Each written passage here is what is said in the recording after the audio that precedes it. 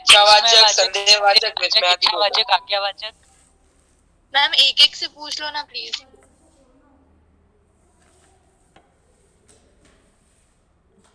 हाँ त्रिपाठी, आप जाते थे? हाँ कब रूम में?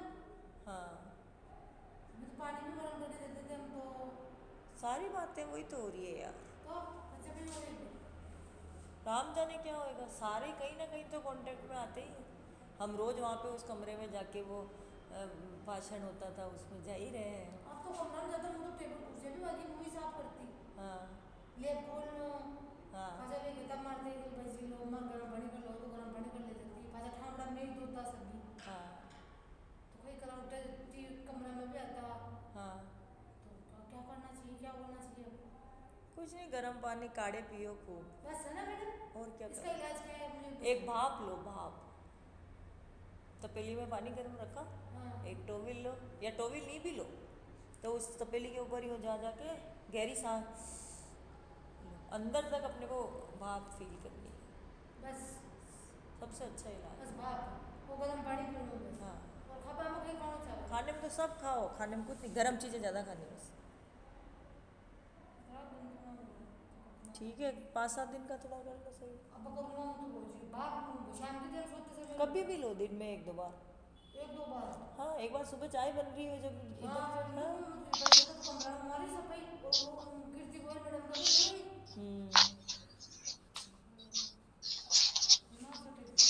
ओ कहीं और राम रखे जगह। बस वही जो लिखा है वो होना यार। हाँ बेटा, सॉरी फॉर डिस्टर्ब, है ना बेटा? यस अब बताओ, सबसे पहले मुझे बताएगा टालीन।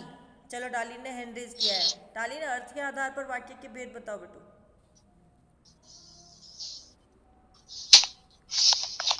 टालीन अर्थ के आधार विधानवाचक, पर। प्रश्नवाचक, विस्मयवाचक, विस्मयबोधक, हाँ आज्ञावाचक। कितने हुए?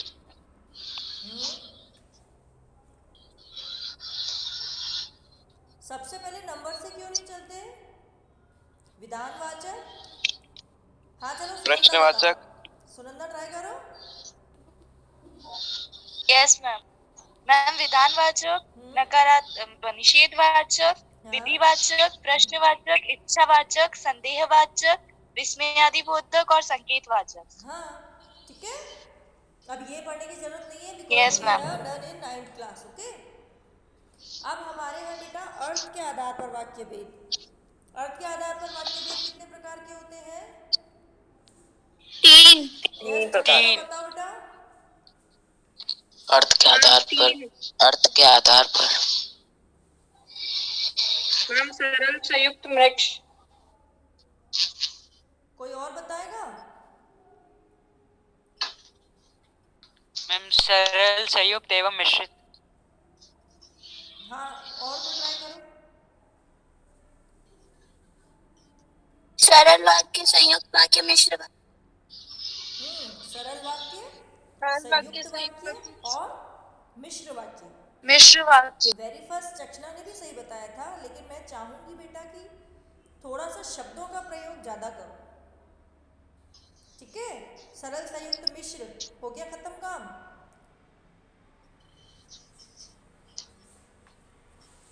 यस अब सबसे पहले वाक्य में है बेटू हमारा सरल वाक्य। जैसा नाम वैसा काम, है ना? नाम भी सरल है, इसीलिए समझने में भी कैसा है बेटा? सरल।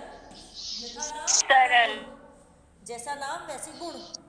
सबसे पहले सरल वाक्य क्या होते हैं? सरल वाक्य कोई बताएगा मुझे? जिन वाक्यों में एक ही क्रिया जिन मैम वाक्यों में एक ही क्रिया विधेय होता है ना? वाक्य में उद्देश्य एक या एक से अधिक हो सकते हैं, लेकिन जिन वाक्यों में विधेय या क्रिया एक ही हो उन्हें सरल वाक्य कहते हैं। जिन वाक्यों में उद्देश्य एक या एक से अधिक हो लेकिन वाक्य में विधेय या क्रिया एक ही हो, सरल वाक्य कहलाते हैं। ठीक है, अब क्या मुझे बताने की जरूरत है उद्देश्य क्या है और विधेय क्या है?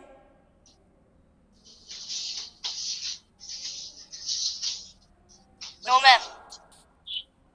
No ma'am. No ma'am. उद्देश्य किसे कहते No, हैं? ma'am. चलो हाथ खड़े करो, मैं पूछती हूँ, उद्देश्य किसे कहते हैं? राहुल जहांगीर, उद्देश्य किसे कहते हैं? मैम वाक्य में जिस वस्तु के विषय में कहा जाता है उसे उद्देश्य कहते हैं। वाक्य में जिस वस्तु के विषय में कहा जाता है ना, वाक्य का कर्ता या वाक्य के बारे में, वाक्य में जिसके बारे में कुछ कहा जाए उसे वाक्य का उद्देश्य कहते हैं। वाक्य का विधेय किसे कहते हैं बेटा? विधेय, विधेय किसे कहते हैं? वैभवी, उद्देश्य के बारे में वैभवी, उद्देश्य के बारे में है जो कुछ कहा जाए। उद्देश्य के बारे में कुछ कहा जाए, कर्ता की विशेषता बताए। उद्देश्य के बारे में वाक्य में जो भी कहा जाए उसे वाक्य का विधेय कहते हैं। अब मैंने एक बात बोली कि वाक्य में उद्देश्य एक या एक से अधिक हो सकते हैं, लेकिन वाक्य का विधेय एक ही है। अब मुझे कौन बच्चा ऐसा उदाहरण देगा जिसमें वाक्य का उद्देश्य और विधेय दोनों एक हो?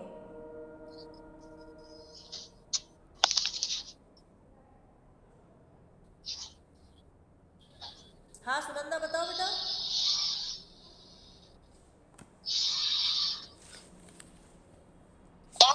मैम, राम खाना खा रहा है, इसमें एक उद्देश्य और एक विधेय है। राम और श्याम खाना खा रहे हैं, इसमें दो उद्देश्य और एक विधेय है। ठीक है, समझ में आ गया? सही है क्या ये? Yes ma'am. Yes ma'am. Yes. अब मुझे बताओ,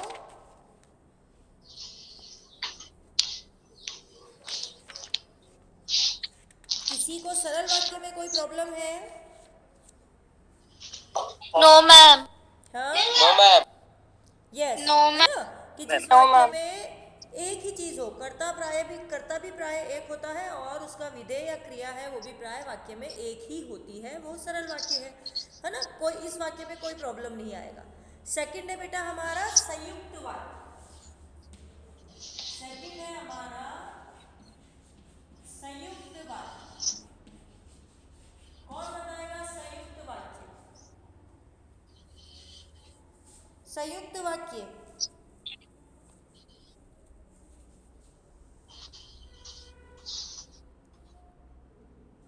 संयुक्त वाक्य की परिभाषा कौन बताएगा मुझे?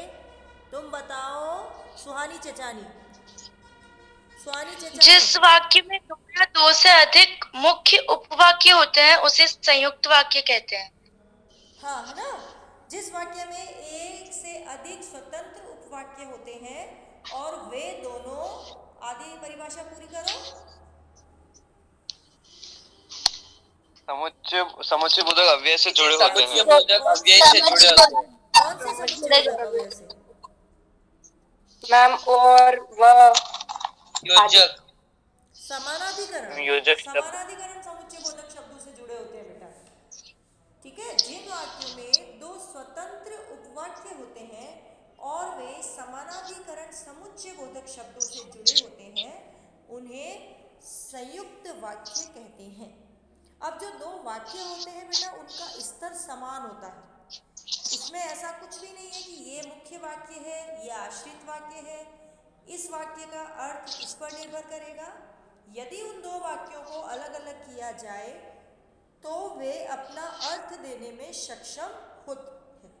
कि वाक्यों को जब अलग अलग कर दिया जाए तो वे वाक्य एक दूसरे का अर्थ देने में, मतलब आपस में जुड़े हुए ना हो अर्थ के लिए। कि जैसे जो आश्रित वो होता है ना बेटा, मिश्र वाक्य, उसमें एक वाक्य दूसरे से अर्थ के लिए अपेक्षा रखता है कि जुड़ेगा तभी अर्थ आएगा। ओके, लेकिन इसमें होता है कि दोनों वाक्य स्वतंत्र होते हैं और समानाधिकरण समुच्चय बोधक अव्यय शब्दों द्वारा जुड़े रहते हैं। मुझे कोई उदाहरण देगा? मैं पढ़ रहा हूँ और तुम लिख रहे हो। मैं पढ़ रहा हूँ और तुम लिख रही हो। ठीक है, वह सुबह गया शाम को लौट आया। वह सुबह गया और शाम को लौट आया। यस, और कौन बताएगा? आज बादल छाए और वर्षा हो गई। यस, एक मैं सेंटेंस बोलती हूँ, उसको पहचान कर बताना कौन सा है। स्त्रियां कपड़े धो रही है, बच्चे खेल रहे हैं और पुरुष बातें कर रहे हैं। मैम, संयुक्त वाक्य। संयुक्त वाक्य। अब इसमें 3 स्वतंत्र वाक्य है बेटा, ठीक है। Yes ma'am. अब बताओ, Yes, ma'am. राम Yes, आगे ma'am. बढ़ता रहा किंतु हरि पिछड़ता रहा। संयुक्त वाक्य। संयुक्त वाक्य है ना। लेकिन मैंने अगर इसको इस तरह से बनाया, हरि पिछड़ता रहा क्योंकि राम उसे हमेशा पीछे करता रहा, ये कौन सा होगा? मिश्र वाक्य। ये मिश्र वाक्य। मिश्र वाक्य। ठीक है ना। हरि पिछड़ता रहा क्योंकि यहाँ पर विभाजक व्यतिकरण उससे द्वारा जुड़ा हुआ है, ठीक है बेटा। एक सेंटेंस और सुनो। सुनामी लहरों ने लाखों घर नष्ट कर दिए और असंख्य लोगों की बलि ले ली, ठीक है। ये भी कौन सा वाक्य? संयुक्त वाक्य। संयुक्त। संयुक्त। ठीक है। अब संयुक्त वाक्यों के भी अगर हम किसी और बुक में देखें तो 2 भेद बताए जाते हैं बेटा, ठीक है। इसमें है समानाधिकरण या संयोजक संयुक्त वाक्य और विभाजक संयुक्त वाक्य। ये इसलिए है बेटा क्योंकि जो समानाधिकरण शब्द होते हैं बेटा वो 4 प्रकार के होते हैं। संयोजक, विभाजक, विरोध सूचक और परिणाम सूचक होते हैं ना। तो इस आधार पर इनको संयोजक और विभाजक, विरोधवाचक और परिमाणवाचक, अगर ये चारों प्रकार तुम पढ़ोगे तो तुम्हें क्लियर हो जाएगा कि कौन सा वाक्य संयुक्त है और कौन सा मिश्र है। तो क्या मैं इन चारों भेदों को एक एक बार स्पष्ट कर दूं तुम्हारे सामने? Yes ma'am. देखो बेटा, संयुक्त वाक्य 4 प्रकार के होते हैं। 4 प्रकार के क्यों? क्योंकि मैं बोल रही हूँ समानाधिकरण जो समुच्चय बोधक शब्द होते हैं वो 4 प्रकार के होते हैं। पहला तो होता है संयोजक, ठीक है। पहला होता है संयोजक। संयोजक मतलब होता है जोड़ने वाला। जैसे राम गा रहा है और सीता नाच रही है, यहाँ और है ना बेटा, वो ग्रुप बनाने का काम कर रहा है, उसे जोड़ रहा, ठीक है। क्लियर? जिन वाक्यों में 2 कार्य अथवा स्थितियों को जोड़ने का कार्य हो वे संयुक्त वाचक संयोजक उपवाक्य कहलाते हैं, ठीक है। जैसे शुभम ताजमहल देखने गया और शिवम लाल किला। तुम्हारे लिए जीरा आलू की सब्जी बनी है तथा उसके लिए मटर पनीर। ठीक, कि 2 समान स्तर के वाक्यों को जोड़ा जा रहा है, वो संयोजक संयुक्त वाक्य है। कोई प्रॉब्लम नहीं है ना? No ma'am. ठीक है। अब दूसरा आता है बेटा इसमें विभाजक। अब मुझे बताओ, संयोजक मतलब जोड़ना है, विभाजक मतलब क्या है बेटो? तोड़ना, अलग करना। अलग करना। अलग करना। अलग करना। मैं तुम्हें कहूँ कि मैं चाय और कॉफी दोनों पीऊंगी, ठीक है, तो मतलब ये हुआ कि तुम्हें मेरे लिए दोनों चीजें बनानी है। और एक मैंने कह दिया कि मैं चाय या कॉफी कुछ भी पी लूंगी, तो क्या है, मैंने तुम्हारे लिए क्या किया है, चॉइस छोड़ दी है कि तुम्हें दोनों में से, या मैं तुम्हें पूछूं कि तुम चाय पियोगे या कॉफी, कि दोनों चीजें नहीं मिलेगी, तुम्हें दोनों में से एक चॉइस करनी है, ठीक है।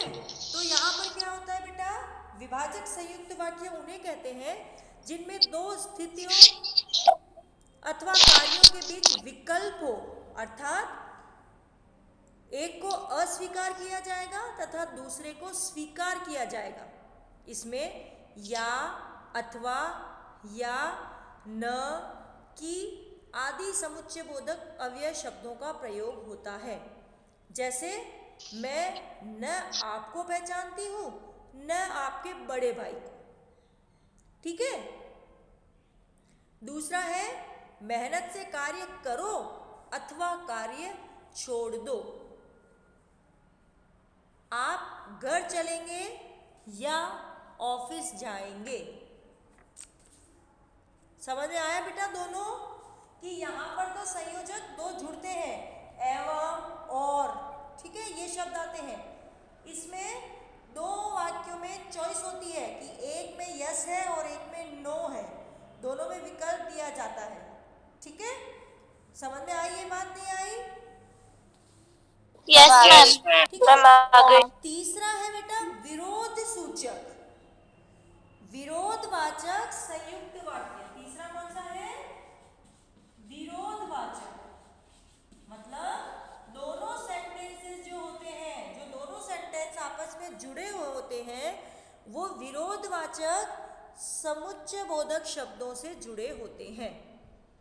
अब इसमें देखो बेटा, जब उपवाक्यों में विरोधाभास हो तो ऐसे संयुक्त वाक्य विरोधवाची संयुक्त वाक्य कहलाते हैं।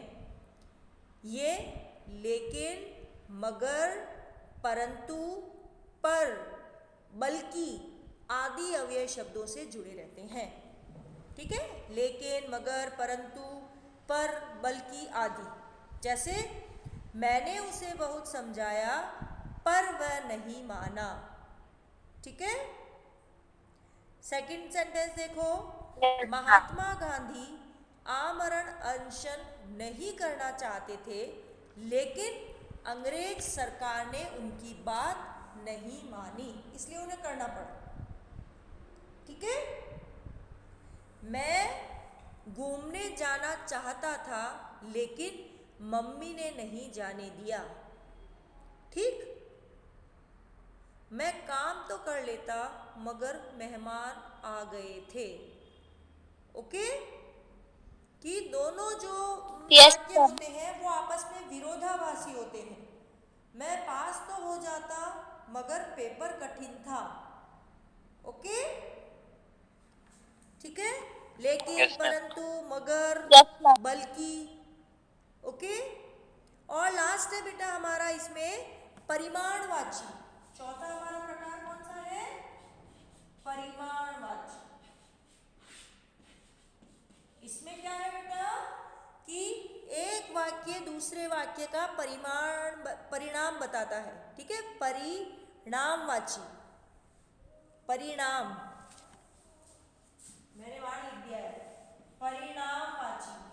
ठीक है ना, रिजल्ट ओरिएंटेड। जब एक उपवाक्य से कार्य का तथा दूसरे से उसके परिणाम का बोध हो तो वह परिमाणवाची संयुक्त वाक्य कहलाता है। यह अतः, सो, इसलिए अव्यय शब्दों से जुड़े रहते हैं। ठीक है।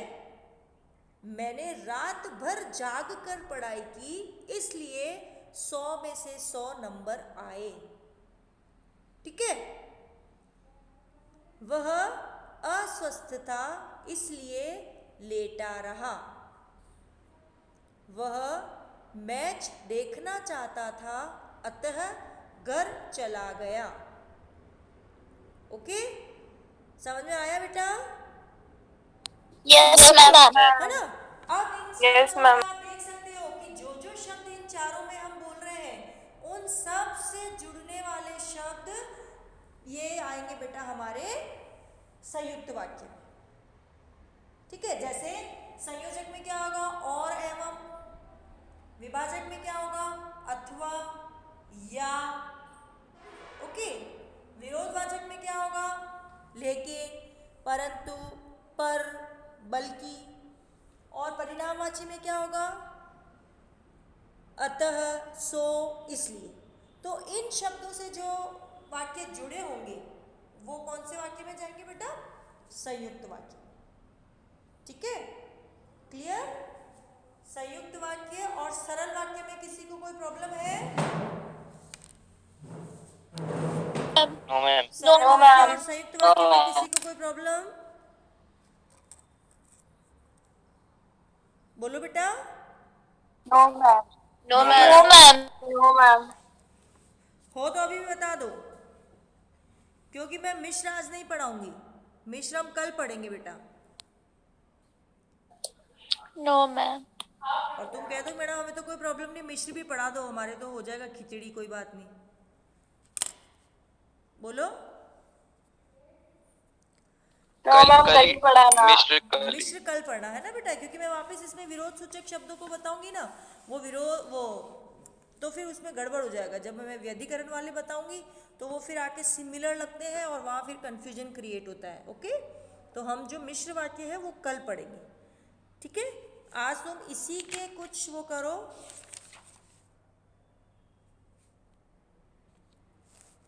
चलो, गली में शोर हुआ, सब लोग बाहर आ गए। सेंटेंस सुनना, गली में शोर हुआ, सब लोग बाहर आ गए। इसको संयुक्त वाक्य में बदलो। गली में गली में शोर हुआ, इसलिए सब लोग बाहर आ गए। और सरल वाक्य में बदलो।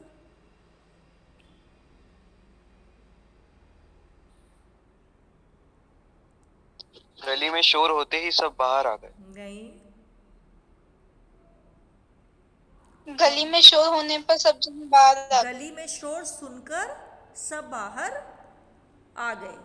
ठीक है, वर्षा हो रही थी, वह छाता लेकर विद्यालय गया। वर्षा हो रही थी, वह छाता लेकर विद्यालय गया। पहले सरल में बनाओ। वर्षा हो वर्षा हो रही थी और वह वर्षा- अरे नहीं, सरल बनाओ। वर्षा होने के कारण वह छाता लेके गया। अरे सिंपल सा बनाओ ना, वह वर्षा में छाता लेकर गया, छाता लेकर विद्यालय गया। ठीक है, और संयुक्त बनाओ। वर्षा हो रही थी इसलिए वह छाता लेके गया। वर्षा हो रही थी इसलिए वह छाता लेकर गया। ठीक है, माताजी ने काम समाप्त किया, घर में मेहमान आ गए। सरल, माता जी के काम समाप्त करते ही घर में मेहमान आ गए। हाँ, माताजी के काम समाप्त करते ही घर में मेहमान आ गए। ठीक है, और संयुक्त, माता जी ने काम समाप्त किया और घर में मेहमान आ गए। और मिश्र, अथवा घर में मेहमान आ गए। अथवा नहीं, क्यों अथवा क्यों? अथवा क्यों लगेगा बेटा? और लगेगा ना, दो अलग अलग क्रियाएं हैं, और लगाओ।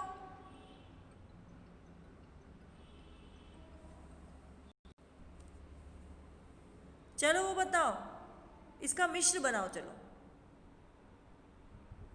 जैसे ही माता जी का काम खत्म हुआ वैसे ही मेहमान आ गए। माता जी का काम खत्म हुआ